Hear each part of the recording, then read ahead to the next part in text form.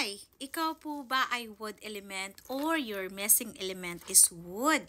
Alam mo ba may mga dapat gawin ka sa bahay mo, sa sinusuot mo, kulay ng damit mo, kulay ng curtains na ilalagay mo sa iyong bahay, sa iyong negosyo, at lalong-lalo na po sa inyong bedsheet. Okay? So, lagi kang mahiga dyan. So, yun po ang inyong gamitin. Ito po ang mga kulay na ito. So, if you're wood, mga accessories mo din ay mga wood or kulay ng wood. So, example po ng kulay ng inyong damit or inyong bedsheet or curtains ay mga any shades of green or mga wood color. And also, palagi kayong may tanim at garden. So, dapat nangungulik kayo ng mga plants. Okay?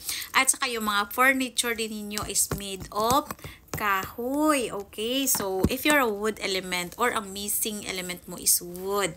So mga picture frame mo is wood element, mga wooden spoon, yan mga wooden na gamit sa kitchen.